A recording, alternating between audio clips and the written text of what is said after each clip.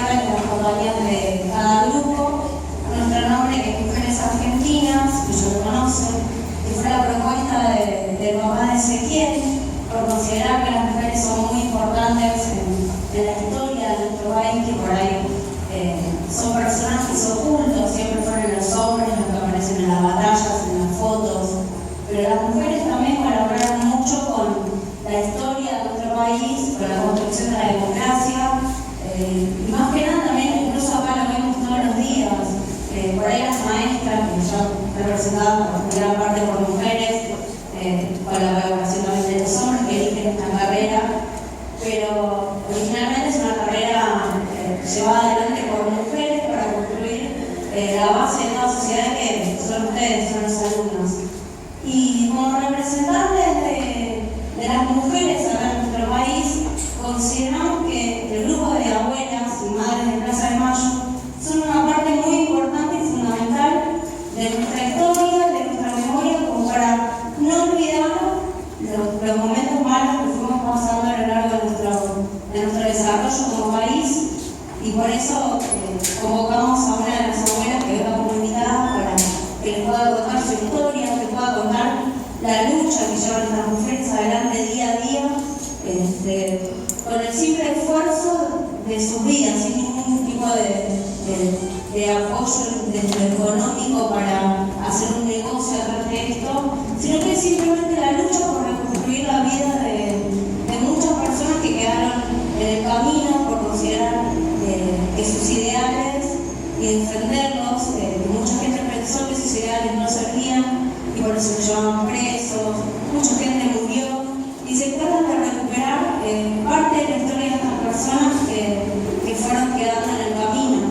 Así que bueno, les presento a Oscarita Roa, que es una de las abuelas que nos va a contar su historia y parte de la vida de esta abuela. Bueno, buenos días. Primero que nada les voy a pedir disculpas. No traje pañuelo, porque ayer tuvimos un día terrible y yo la verdad no alcancé a sacar nada de abuela, así que lo que traje fue muy poco, pero les prometo que les voy a mandar. Y no me saco los anteojos porque ando con una alergia que no puedo más de mis ojos, así que bueno, mil disculpas. Yo he venido acá a contar un poquito la historia de lo que es las abuelas de Plaza de Mayo y también madres, porque nosotros antes de ser abuelas fuimos mamá. Así que desgraciadamente nos tocó vivir una etapa de vida muy difícil. No sé si se puede hablar sin micrófono, me parece que tiene un rebote. Yo hablo fuerte. Puede acercarse y se puede. Yo hablo fuerte. Me parece que tiene como un rebote. Ah, bueno, así. Para mí aquí puede ser, sí, yo ya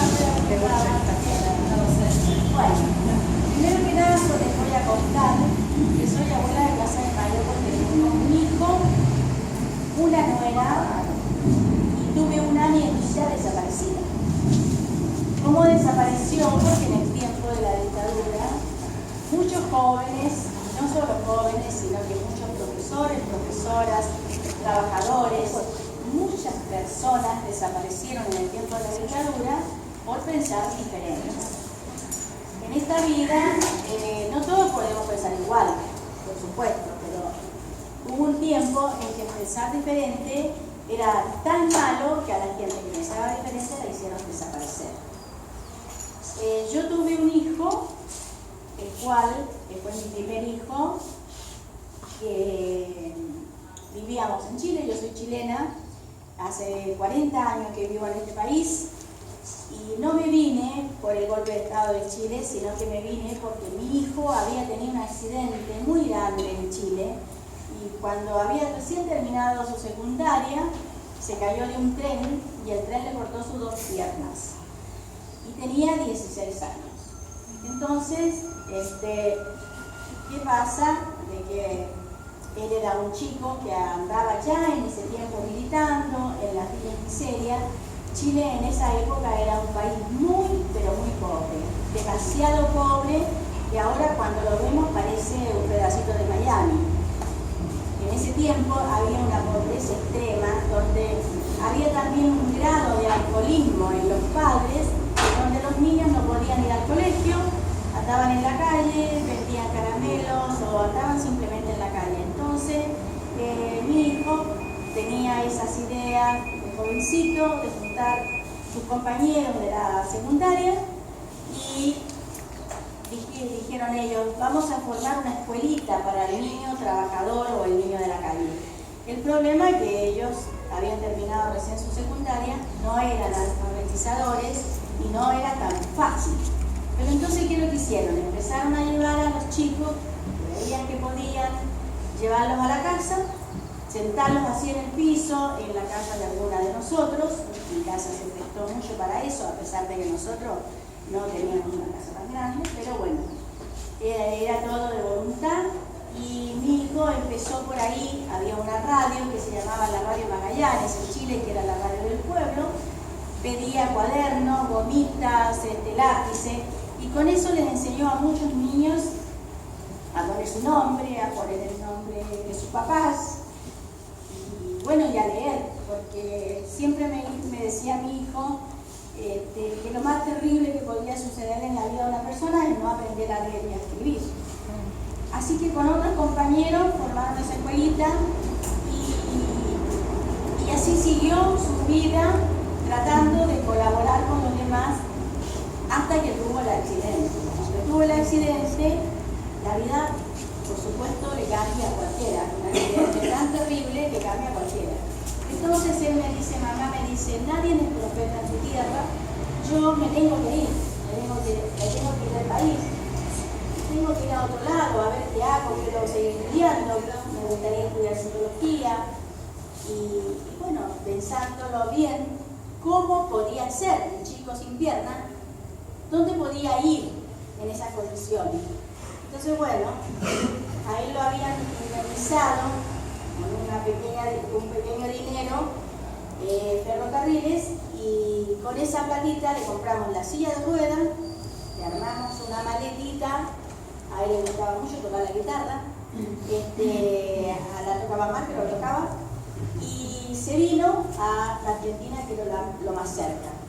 Acá teníamos una familia en La Plata, que éramos más o menos conocidos, llegó a la casa de esta familia, y de ahí hizo trámite y se internó en un instituto de rehabilitación en Barracas de Belgrano, acá en Buenos Aires. Debido a eso, luchó mucho para ponerse las piernas ortopédicas, porque estaba en edad de crecimiento, por lo tanto tuvo que operarse 2 veces porque le crecía el huesito del muñón. Pero así todo no se dejó estar y empezó a militar también en el instituto de lisiados, ahí en Barracas de Belgrano. Ahí conoció mucha gente, muchos militantes, mucha gente que era voluntaria, que iba al instituto a ayudar a la gente que tenía problemas. Los institutos de lisiados son peores muchas veces que los hospitales, porque la gente no tiene, por ejemplo, no tiene mano, otros no tienen piernas, otros son ciegos. Es muy difícil vivir en esos lugares. Entonces, ¿qué hizo él?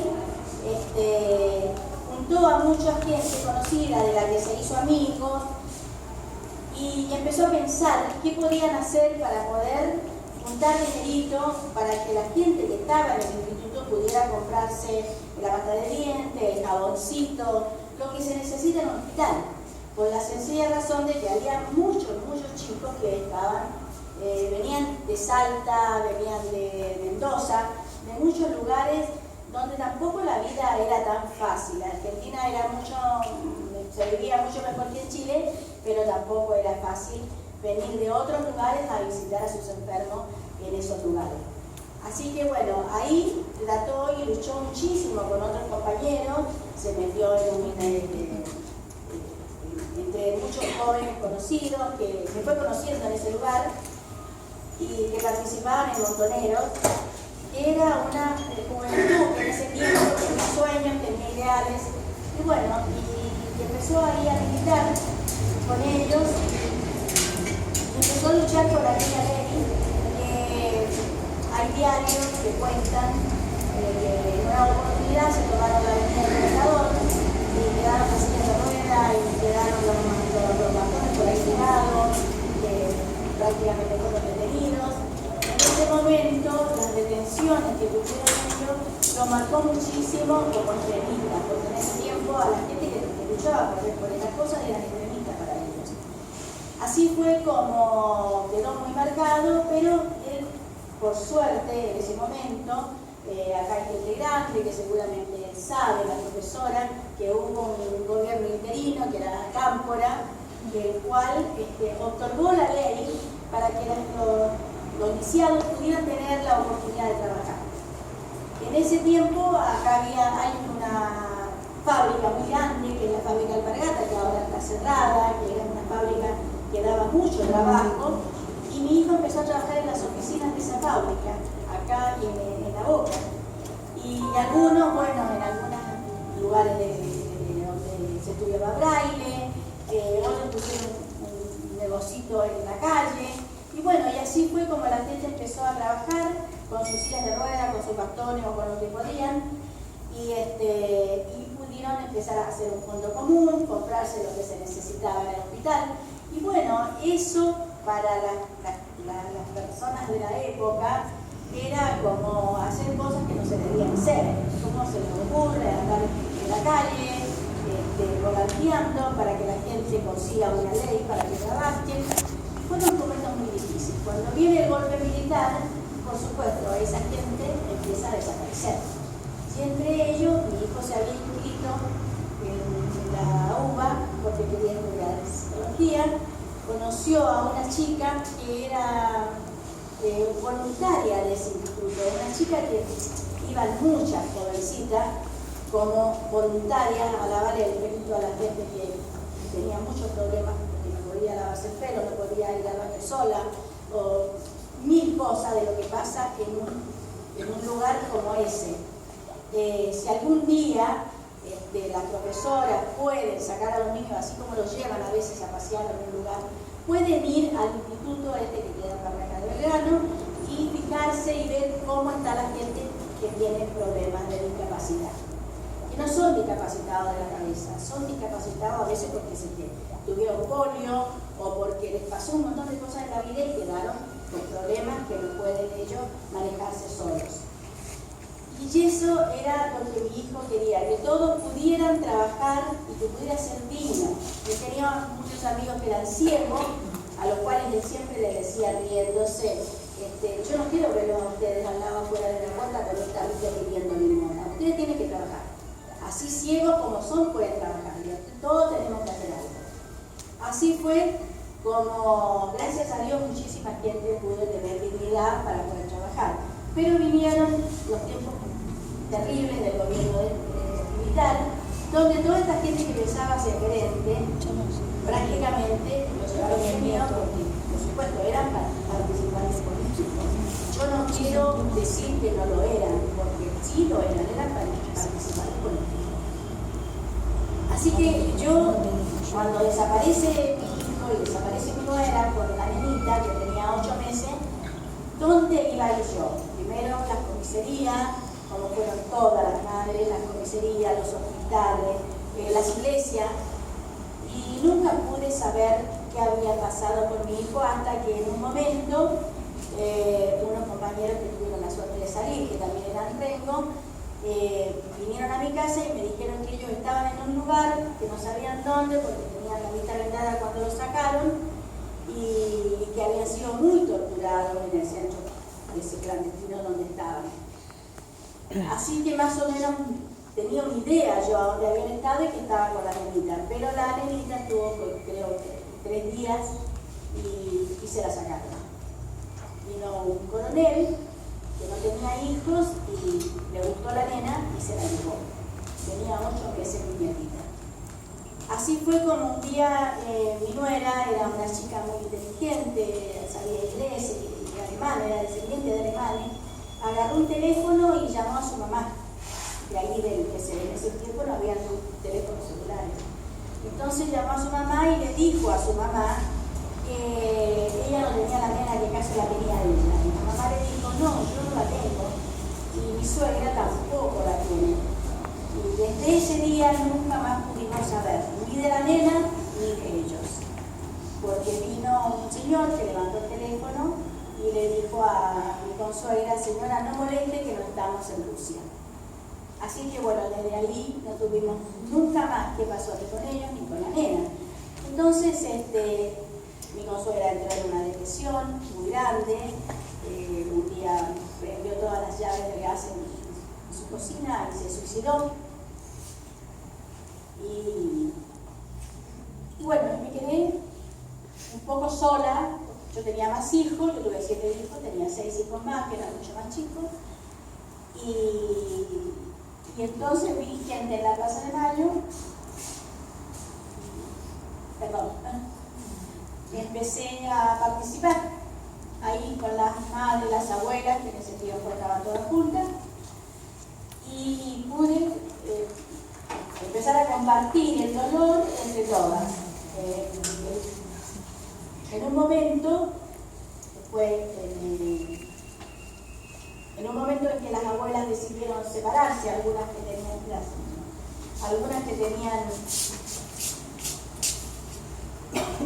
tenían nietos, otras que sabían por ahí que sus hijas estaban embarazadas, y en otro lado algunas no sabían que sus hijas estaban embarazadas.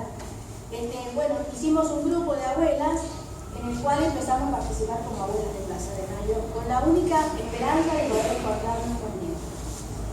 Así fue como se empezaron a hacer muchas cosas, al principio muy caseras, cosas que a veces cuando nosotros conversamos nos reímos muchas veces de ser tan ingenua, de decir: yo voy a ir a ver el libro a una casa donde dijeron que habían niños adoptados. ¿Cómo íbamos a saber que esos niños adoptados, que esos niños que estaban ahí eran nuestros? Era imposible. Entonces alguna se ocupó de llama de casa para ver si podía sacar algo en conclusión. Bueno, nada de eso se pudo hacer, hasta que en un momento las abuelas empezaron a viajar. Juntaban su platita, porque la mayoría eran docentes. Nosotros tenemos muchas abuelas docentes.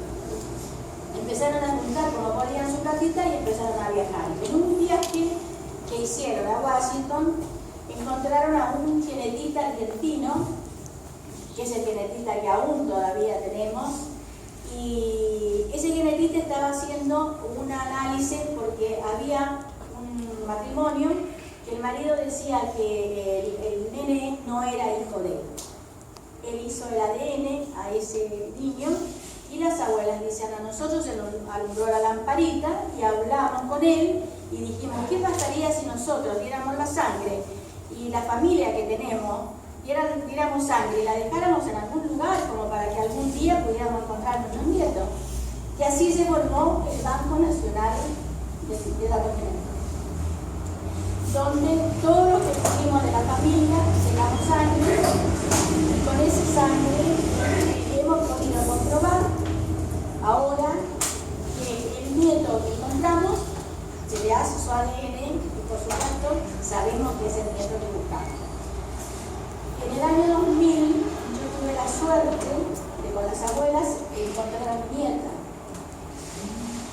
Mi nieta tenía 8 meses cuando se la llevaron y la encontramos con 21 años. Claudia tenía otro nombre, ella se llama Claudia Victoria Poblete Basí, que el caso Poblete es muy conocido. Y el matrimonio, el coronel Seferino Landa, le puso a ella Mercedes Beatriz Landa Moreno. O sea, la pasó por el civil de nuevo, la bautizó de vuelta, todo clandestinamente, en una mentira, y ella durante 21 años se llamó Mercedes. Así que bueno, cuando encontré a mi nieta en el año 2000, hicimos un juicio, fue el primer juicio oral y público que se hizo en Comodoro Pi, donde se juzgó a estos coroneles por apropiación ilícita, por apropiación de menores.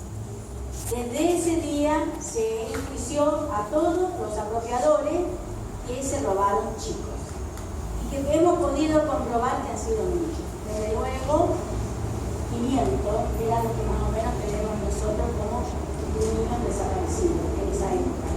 Y ahora todos son hombres y mujeres que hemos encontrado ahora 119, porque ayer ya ustedes se van a haber enterado que encontramos otro, que es un nieto también, que es el 119. Así que bueno, Claudia recupera su identidad y por supuesto fue a juicio todo. Y cuando estábamos en el juicio, los jueces le dicen a Claudia que tiene que declarar y decir la verdad de lo que ella ya está enterando. Entonces le dice el juez que diga su nombre. Y ella dijo: yo me llamo Claudia Victoria Poblete Lací. ¿Y cómo se llama su padre? Mi padre se llama José Poblete y mi mamá es Cruz Lací. Nos dieron un cuarto intermedio. Cuando volvimos había una sentencia para los apropiadores de 9 años y 6 años que no la cumplieron porque ya eran, en esa época tenían 70 años, eran mayores de 70 años, y la cumplieron en su casa, domiciliario, pero ya no importaba, por lo menos a mí, que yo era la abuela, el encontrar a mi nieta no me importó cómo fue el castigo de los apropiadores, no me importó nada. Yo lo único que quería era encontrar a mi nieta porque encontraba un pedacito de mí, ¿no? Así fue como yo he seguido trabajando en la abuela. No me fui porque encontré a mi nieta, sino que me dio más fuerza para seguir adelante buscando lo que falta. Porque entregar la identidad a una persona es lo más importante que tiene. Lo más importante que le puede pasar a un ser humano, como me lo dijo mi nieta. Abuela, lo mejor que me pasó en la vida es saber quién soy. Y yo creo que la mayoría de los nietos que al principio se rebelan un poco y les cuesta, después están agradecidos de haber encontrado su verdadera identidad. Porque todos tenemos un nombre, tenemos un apellido. Ustedes, por ejemplo, tienen un nombre que les puso mamá y papá, un apellido que tienen de mamá y papá. Entonces, eso es lo que le pertenece a ustedes como personas. Van a seguir toda la vida siendo lo que son, ¿no? Teniendo su verdadero nombre, su verdadero apellido. Entonces, no tiene por qué uno vivir con un apellido que no es de uno, que es falso.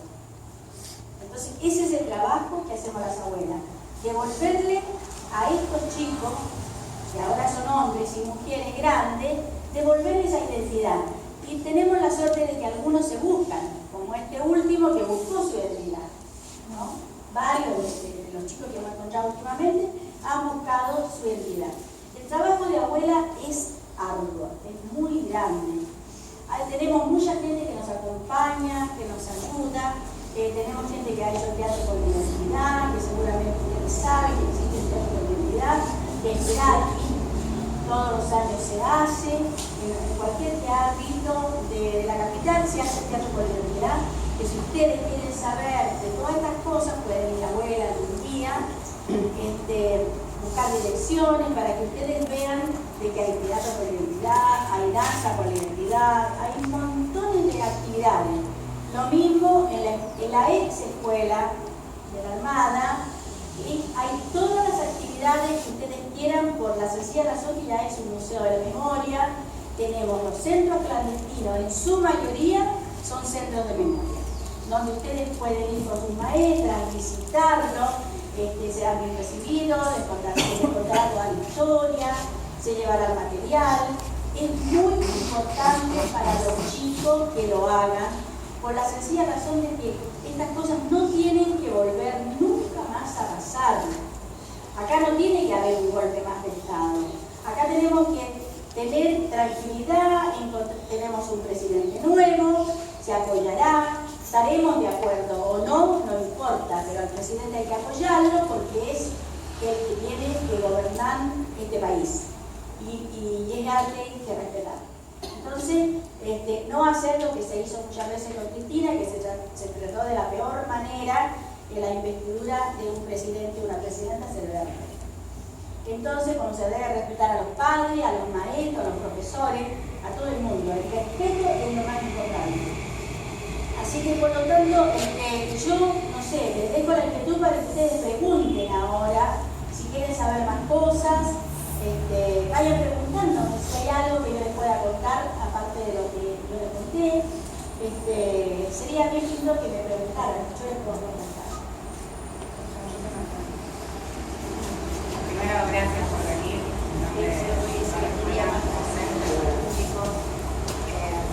Nosotros trabajamos muchísimo, fue nuestro proyecto durante años, proyecto de identidad. Trabajamos mucho con los chicos y nuestro proyecto es esto, no es así que somos un equipo que trabaja muchísimo este tema y es un honor escucharlo a usted y que nos cuente su historia. Pero a mí me gustaría saber cómo fue que su nieta o se acercó ella o tenía la inquietud. No, mi nieta la crió este coronel, que era un matrimonio grande, que no tenían hijos, se quedaron a ella solita. Ella no apareció enseguida por la sencilla razón de que cuando se la llevó este coronel, la llevó muy chiquitita y en el edificio vivían en barracas de Belgrano. Mire qué cosa que tiene la vida. Hubo barracas de Belgrano y ella vivió en barracas de Belgrano con estos apropiadores en un edificio muy grande donde había 2 porteros. Uno de los porteros se jubiló y cuando se jubila, después de muchos años, viene abuela o manda un anónimo, pero abuela, de que un coronel había llegado por una herida, que más o menos tenía 6, 7 meses.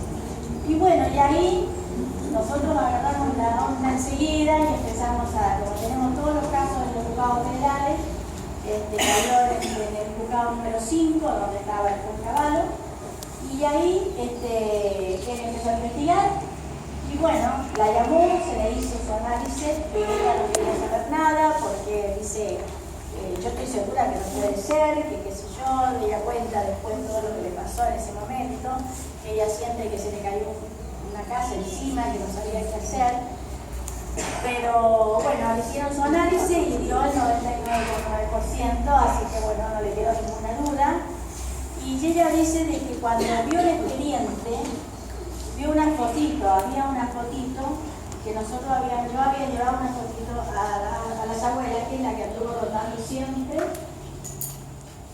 y en esa fotito estaba en el expediente, una fotito muy chiquita que creo que todavía no tengo.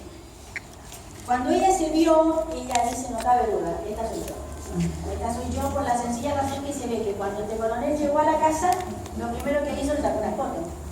Y esta foto estaba también recién sacada. Entonces la comparó, era la misma. Así que bueno, ella su identidad la aceptó el mismo día que supo. Lo que le costó a ella después pararse en la vida. Lo que le costó a ella después, ¿qué hago? Estos no son mis padres. Mis padres no están, a esta familia no la conozco. Entonces, eso es lo que le cuesta a ellos. Les cuesta pararse en la vida y decir, pero ¿qué me pasó? ¿Por qué? Y ahí vienen las preguntas, las interrogaciones, y ahí viene el trabajo de la abuela. Ahí viene el trabajo de la abuela, que las otras abuelas, estamos en abuela, cuando se encuentra un nieto y encuentra a la abuela, pues no todos tienen la suerte de encontrar a la abuela porque algunos han muerto. Pero ¿qué hace la abuela? Empieza de a poquito, tratando de conversar, de charlar, de contarle lo que ella quiere escuchar, porque también es muy difícil. Yo tengo un hijo que sigue al que está desaparecido, que él la empezó a seguir. La empezó a seguir, iba a los tribunales, cada vez que iba a los tribunales, el juez le avisaba que iba Claudia, y mi hijo iba, porque siempre la juventud con la juventud se entiende mejor. Entonces iba y la seguía, y le decía, mira Claudita, quiero hablar con vos, yo no quiero saber nada, déjeme tranquila, por favor, déjeme en paz. Pero él insistía, y bueno, hasta que un día le dijo, bueno, me cansaste, me ganaste por cansancio. Bueno, vamos a tomar un café y charlaremos. Así que ahí se fueron a un café, estuvieron conversando y bueno, ella hizo algunas preguntas y ella dice que no le cabía ninguna duda. ella sabía perfectamente que era toda verdad.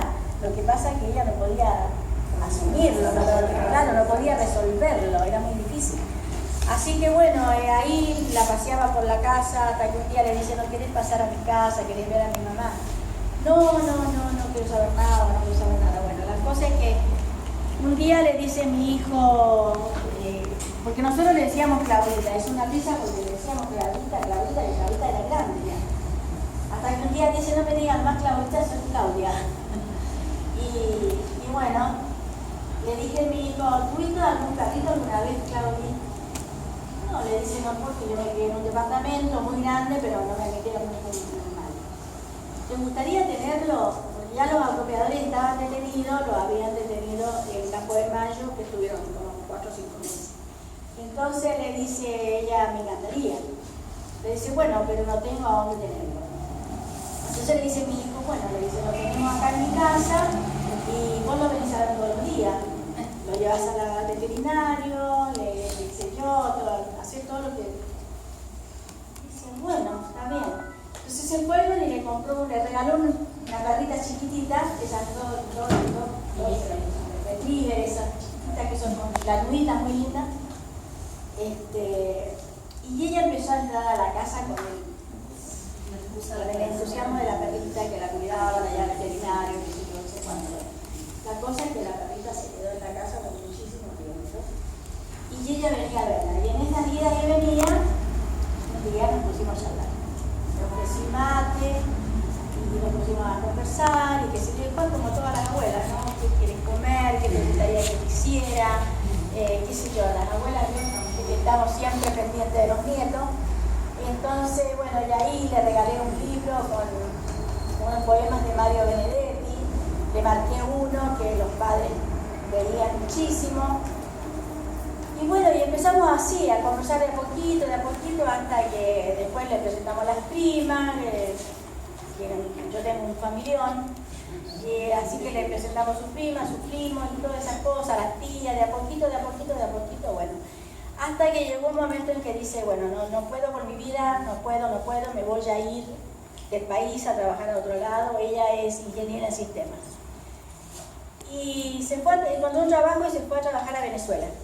Tuvo 3 años trabajando en Venezuela, allá conoció al que es su marido ahora, que es argentino también. Y bueno, ya